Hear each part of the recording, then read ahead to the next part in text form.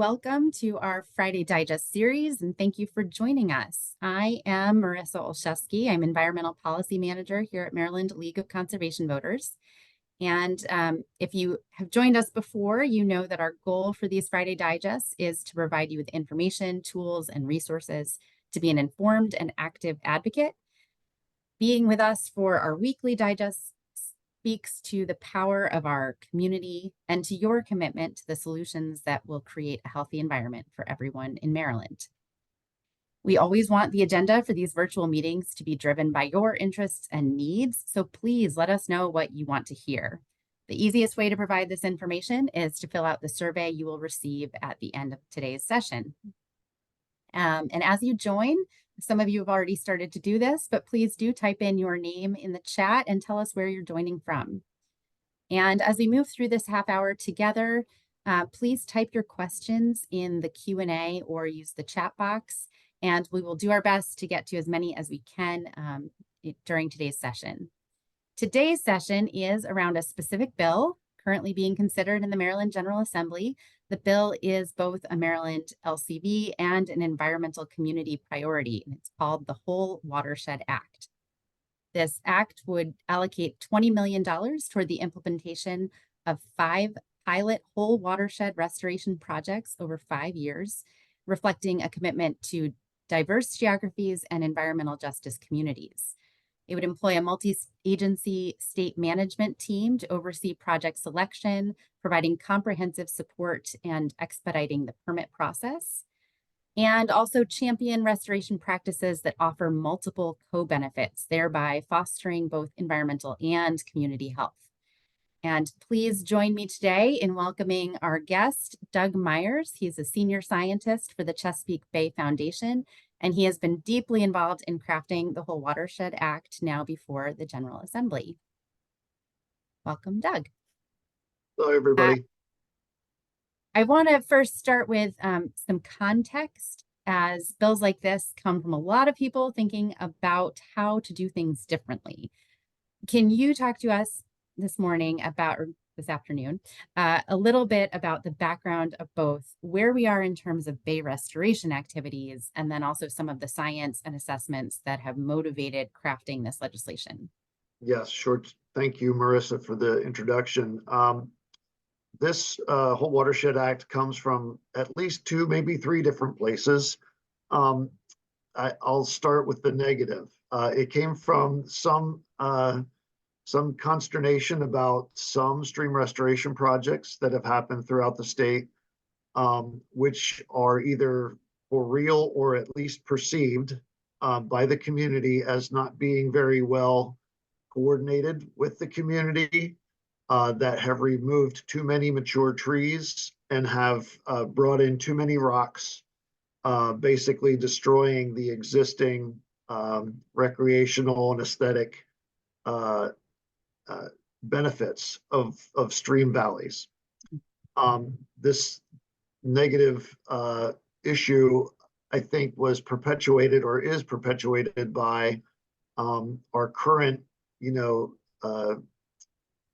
focus on the TMDL, on removing nutrients and sediments by all the activities we do in the landscape. And so even if, for example, in an urban stream, the pollutants that are generated by impervious surfaces might be bacteria and oil and grease and things like that, we allow, through the Department of Environment's crosswalk documents, to be able to just say how many pollutant pounds for nutrients and sediments that we're reducing for a stream restoration project. And so things like removing impervious surfaces and planting trees have taken kind of less of a emphasis within local MS4 stormwater programs to be able to address the effects of imperviousness. And so stream restorations became popular because they were oftentimes capable of being done within stream valleys that are already owned by the local governments. And therefore you didn't have to do the extra work of finding private property owners who would agree to have projects done on their property. So that's kind of the negative connotation that led to some people wanting to do things differently. The positive thing, I think, is that the Scientific Technical Advisory Committee from the Bay program has been looking for many years now about what's working and what's not working in the whole Bay cleanup. And the Senate sponsor of this bill, Senator Elfreth, calls it random acts of restoration, where we've been doing, and it was actually part of the plan. If folks are familiar with the Bay program cleanup philosophy, it was called E3 at the time: do everything, everywhere, by everybody. And it's a great thing to get participation in a new program. It's a different thing when scientifically you find there's kind of a signal to noise ratio problem, where there's just not enough going on in the restoration community in enough spaces to be able to move the needle.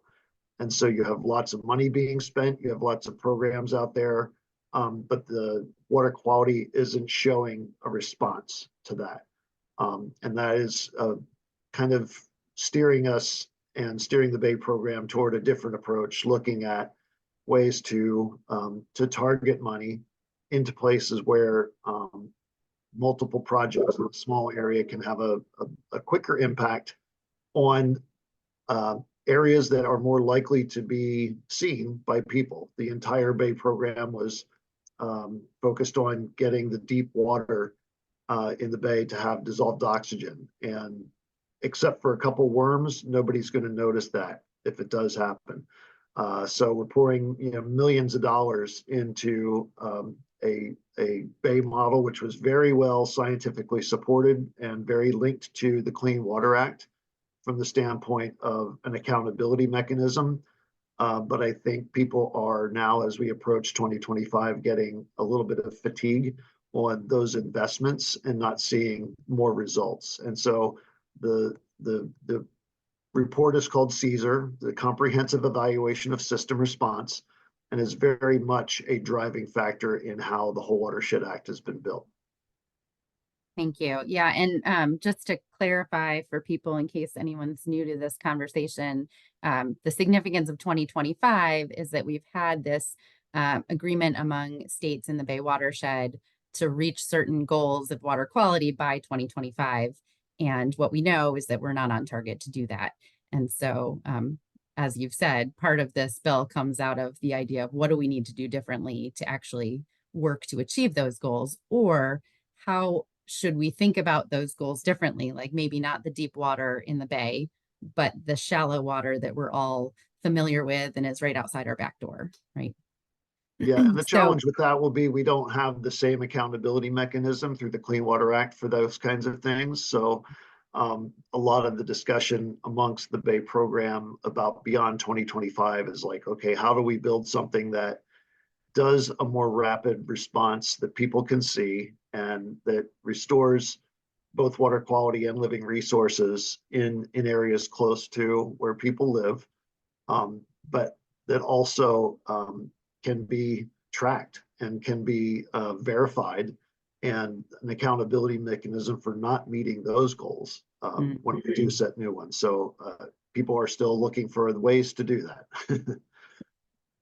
maybe we'll have some suggestions from the audience as we go on. I would love to today. hear anything they have to offer. All right, so this bill is in part based on a successful program to rapidly delist impaired streams. And delisting, for those listening, that's moving them from an assessment of poor water quality to health. And the successful program happened in an agriculturally dominated watershed in Lancaster County, Pennsylvania. If you could share a little bit more about that program and the lessons learned and how we're applying them to the whole watershed program. Yeah, so that was much more of a grounds up approach between Chesapeake Conservancy and Chesapeake Bay Foundation staff in Lancaster, specifically, I think in the Peckway watershed, which I have floated many times when I was a kid in inner tubes, very familiar with that watershed. And it is very agricultural. And I think the real success of that, I'm going to unpack a couple other things you said, Marisa, about delisting and health. Those are actually pretty loaded terms. Streams get on a list of impaired water bodies based on their biology. There's a thing called the Index of Biotic Integrity, which is basically the diversity of fish and invertebrates that live in those streams. They are responsive to water quality over long periods of time. So that's different than going out and taking a dissolved oxygen measurement on Tuesday and saying that number is good or bad. The fish and the benthic invertebrates are going to respond to longer term exposure to good or bad conditions and then be healthy or not, biodiverse or not. And it's a scale of 1 to 5 for both of those. And once you go below 4.0, then you're kind of in the impaired category. And there's lots of Clean Water Act connections to that. Once a stream becomes impaired, it has to go on the 303D list, which is part of the Clean Water Act. All the states have to do this. They have to list them as impaired. And then, the TMDL that we have for the Bay is very much linked to that. It's once you are impaired, you have to get on to a total maximum daily load for those pollutants to try to unimpair them. Problem is there's no direct connection between any water quality parameter and these biological health indices. So the whole idea of it delisting means there may be some habitat parameters. There may be some requirements for temperature or shade or something that are not necessarily a numeric criterion for water quality. But once you don't have them anymore, once you don't have the big trees, once you don't have the shade and the cooler temperatures, you may be impairing that water body's biology because of long-term exposure, even though you may, on any given number of days you go out there to measure the temperature with the thermometer, be able to be within those parameters for water quality. So a lot of emphasis on delisting is to take a look at all the multiple things you can do in a stream watershed and apply those. It might be removing impervious surfaces. It might be planting trees. It might be doing some in-stream work, some constructed wetlands, all kinds of different best management practices that can be applied. But the whole idea is to do enough of them in a small enough space that you're going to be able to measure the impact in a fairly short period of time, and that it's well coordinated with the communities that are affected so that they don't feel like they've been dealt out of the planning process. Right. And so that program in Lancaster County, how are we using those lessons to address or apply to Whole Watershed? Yeah, the best lessons, I think, there's using a lot of like GIS data, geographic information systems, to find not just where the resources and the opportunities for restoration are, but taking a look at land ownership patterns at the parcel scale and saying, okay, we need to talk to 10 different landowners in this watershed and get permission to do something. It might be just applying regular agricultural cost shares. It might be buying conservation easements. It might be doing something upstream of that particular section to be able to address impervious surfaces. So it's really looking across what can be done at a fairly small kind of sub-watershed scale. So for Whole Watershed Act, we've chosen the Maryland Huck 8 watershed, which is a hydrologic unit code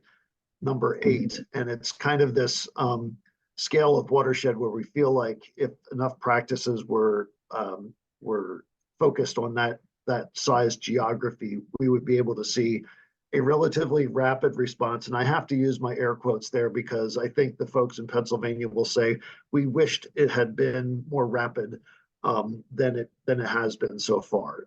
These systems still take a long time to respond, especially if you do something like tree planting. It takes decades before the trees can really grow up to this point that they're making shade, cooling the water, absorbing the nutrients, and all those kinds of things. Yeah, it's a lot to work with and against. A lot of factors to work for. So one of the other things you mentioned at the beginning that I wanted to get back to also in context was this CESR report. So that comprehensive evaluation of system response that came out of the Science, Technical, and Advisory Committee of the Chesapeake Bay program. that report had particular policy recommendations in it, and some of those are being applied here in Whole Watershed. Can you talk a little bit about those pieces? Yeah, so again, it's the CESR report is saying, much like what Senator Elfreth is saying, it's like the random acts of restoration are especially not working in two sectors in particular: stormwater and urban and agriculture. So in those two sectors, we have been doing a lot of things. We've been spending a lot of money. We've not been seeing results. As a matter of fact, when the progress runs for the Bay model are run on those two sectors, they continue to go up in their loads over time. Or if they're going down, in the case of agriculture, they're going down very, very slowly and nowhere close to the scale and the speed at which they would be needed for meeting our goals in 2025. So this poses the question. It's like, okay, do we go back to the courts and sue EPA again for not meeting that? Because these are all delegated programs down to the states. And then especially for non-point sources of pollution, on private properties and agricultural properties, really some limitations of what the states can make a farmer do on his or her property. And so it requires cost share programs. It requires a lot of on the ground coordination and time.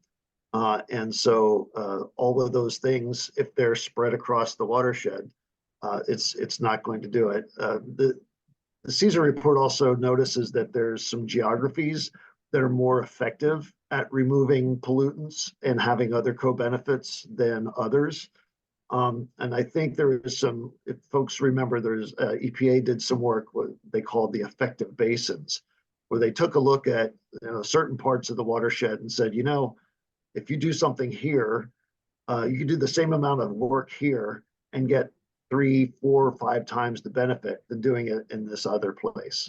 And so a lot of this will mean that the Whole Watershed Act will have to be applied using some of that science that says something like, okay, well, if you're in the critical area in Maryland, you're already close to the bay, right? Because by definition, you're adjacent to tidal waters.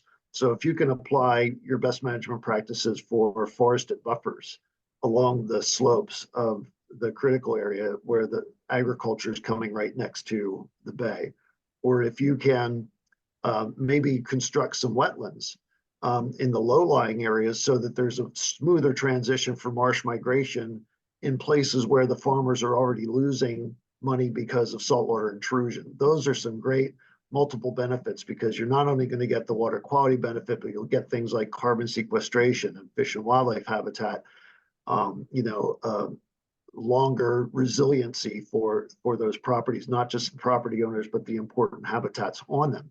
So CESR's really kind of forcing us to take this look across the landscape and say, while it's all important, some places are more important than others, and we're going to use the science to apply those. And I think they're also saying, and I think this is in line with other movements for environmental justice, we have to make sure that we're spending as much of our efforts in underserved communities as we are in just places where somebody is a willing landowner. And that means we're going to be looking into urban environments. We're going to be having to realize that if we want to have responses, a system response in a place where people can see it, it's going to be near people, right? So it's not going to be, like I said, the deep water can improve its dissolved oxygen and only the worms will know. If we're going to do this where people are, we need to have better processes for applying restoration projects. And a perfect example, again, is the MS4 projects for stormwater. Those are oftentimes approved as a block by local government a year or two before construction might happen. Those processes are probably not terribly well attended by the community, especially the community that's affected. And the first time a community knows a project's happening is when the bulldozers start knocking their big trees down. So this is where CESR is rightfully saying, and I think the Whole Watershed Act is trying to implement at this pilot scale, that a good project is one that the community approves of. And if you have all the science in the world that says you have a great project, but you've not spoken to anyone in the community, it's a bad project. Yeah, we need more community engagement. And Whole Watershed Act gets at that with the project management team, right? Or the It does that with the project management team, and it also requires at least one of the projects be in an underserved community. So it's actually creating a criterion and a category that one of the projects that these dollars will be spent on will be focused on underserved communities, and that's great. That is great. We're glad to see that. And I think it's actually up to two. Yeah, I think it is. You're Now, right. Yeah. and that's we've talked about, that's the floor, not the ceiling. So we could Yes. actually be in other underserved communities. It would be great at if all least of them two. were, because I mean, the other overlay is that they're in urban and rural and suburban, and so I think there are underserved communities in all those places. Right. And You talked a lot about this. The success story was in an agricultural area, but Whole Watershed is looking at applying these concepts to many different areas, not yes, just agricultural. yeah. So that is the one twist. I think there's a lot more equity considerations being put in to Whole Watershed at the very outset. And a lot of it stems from some of the negative stuff that I talked about before, is that there were communities being affected by stream restoration projects that may or may not have had really good public participation at the outset. One last thing I should probably say about what the act does, it creates a bit of a floor for stream contractors. One of the things that happens is, even if you do have a really good design, most local governments in Maryland have regulations that require them to choose the lowest bid contractor. So if you have somebody who designed a project that then hands off the blueprints to somebody who can bid low because they plan to cut corners and probably too many trees and not do good public participation practices before their bulldozers roll, you can see that disconnect and how that could happen. So the bill is requiring a contractor's licensure board, much like the marine contractors program that already exists. I am a marine contractor. I serve that purpose for Chesapeake Bay Foundation.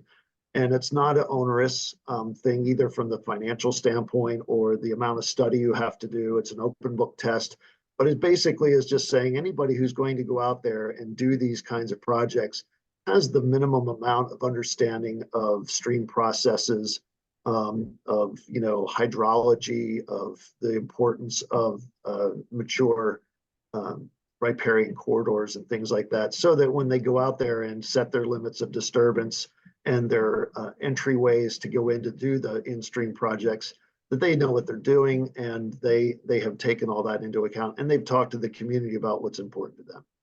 Yeah, absolutely. Thanks for bringing that up. And the other thing I wanted to touch on that we haven't talked about yet is the funding piece, which is always something people want to know when we talk about doing projects. Well, how are we paying for those projects? So this And what is, does that look like in relation to yeah, how we've funded I stuff think in the it's the past? most devious part of the whole thing, because what's better to focus resources than to take money away from all the stuff that is currently supporting the random acts of restoration and focusing it. So what it's doing is it's taking, a couple million for here and a couple million there from the already existing funds that pay for these kinds of projects. And it's saying, those are going to be targeted to these projects, not just the money, but the technical assistance from the agencies. They'll probably, if they have all their ducks in a row, get a little bit of a streamlined permitting process because they have competed for these grants. They've already done the public process. They've already looked at multiple best management practices that they can apply in a small area. And so I already happen to know there's a bunch of folks that are aware of this, tracking this, already thinking this way, and will be ready to file their applications the minute that it becomes effective, because again, they're competing against somebody who can do a random restoration project that won't be very effective, that's not monitored, and has not had a public process. So what better way to target the resources to the things that you want them to go to than to kind of take it away from the random acts of restoration programs we currently have. Yep. Doug, I'm going to start. We've got a couple of questions from some audience members, and one that I've just seen here. Marion's asking about another bill, and there are a couple. She's specifically asking about HB 1284, which she's saying requires more community notification and engagement, as well as requiring more pre and post restoration monitoring of the ecological impacts of things like stream restoration. And she's asking about, is that getting incorporated into this bill? Not sure the bill number. Is this Delegate Terrasa's bill, or is this Senator Hester's bill? And I don't know the bill number either, but maybe Marion can chime in here. Well, there are several bills out there that are also focused on stream restoration, mostly because of the negative connotations that we talked about at the beginning. Those folks are all in conversation, and there's amendment language being discussed as we speak to try to put some of those sideboards in there. Monitoring is always difficult because the way monitoring is funded, if it's funded at all, has to be within the time period of the grant. And so in order to really understand what's happening and how your project is affecting the different things that you're proposing to affect, it requires at least some baseline monitoring, so you know how things are functioning before you do your intervention, and then sometimes several years of post-project monitoring to make sure that those things that you said are going to happen are happening. And like I said, just with tree planting, it takes a long time. So there are folks out there who say, well, we need to have absolutely mandatory 10 years of post-project monitoring. And well, that makes perfect scientific sense, and I would support it very much so. It's very impractical from the standpoint of how we fund these projects. And so Whole Watershed Act is trying to get the idea that you're already working in watersheds that have some baseline monitoring. You're already working in watersheds where there's commitment to do post-project monitoring anyway.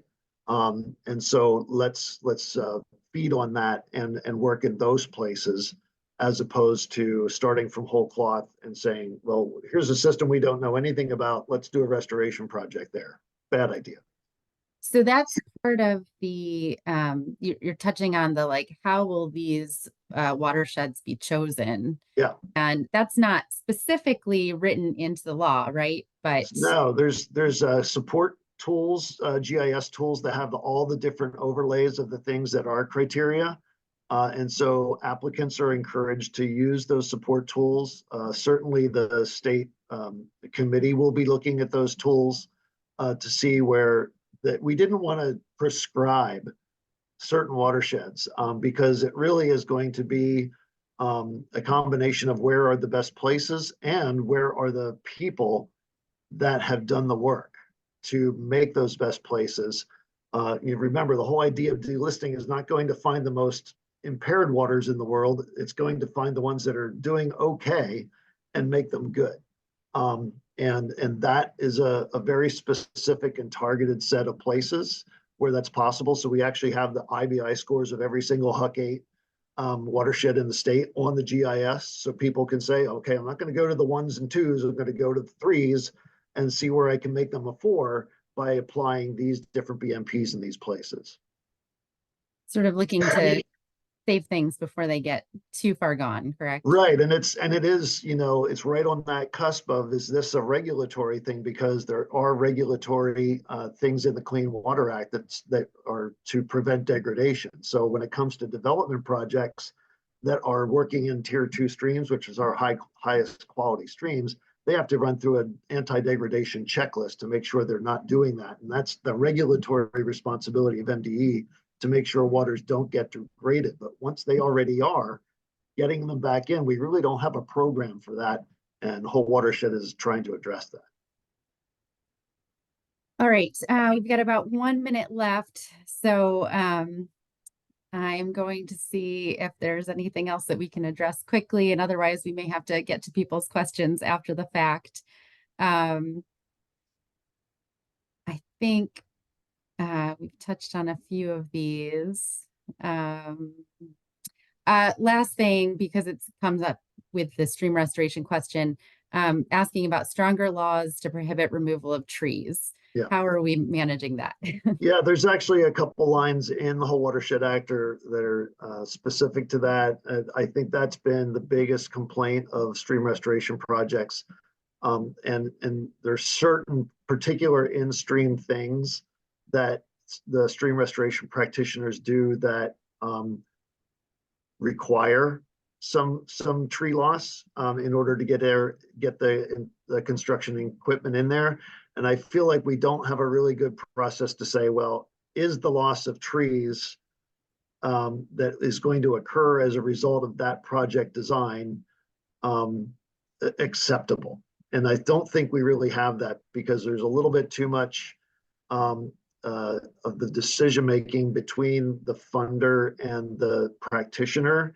And it's where the local citizens who live near those things, who have been recreating in those stream valleys, and you're not going to replace a 200-year-old tree in anybody's lifetime if you cut it down and say, well, we've mitigated by planting thousands of seedlings after the fact. So while the project may have some good scientific backing behind it, those trees have a function too, and they can't be ignored and swept aside for the expediency of approving the project. And I feel like the sideboards that are both in this bill and probably creeping in as we speak with other amendments from other bills are really targeted for that. We'll address that. Thank you. All right. I've let us go a little too long here, but as we wrap up, thank you, Doug, for joining us today. Thank you for all your insight on this, and to the audience. Thank you also for joining us and supporting our work. If you have any questions that weren't answered, you can send them to us by email, and we will do our best to get back to you. We do have a couple events to share with you, so stay tuned. An email about our next Friday Digest will be coming out, and we do hope that you can join for another informative discussion like we've had today. There will be a short 5-question survey coming to you. I think it's in the chat. And that's all we have for today. Thank you so much.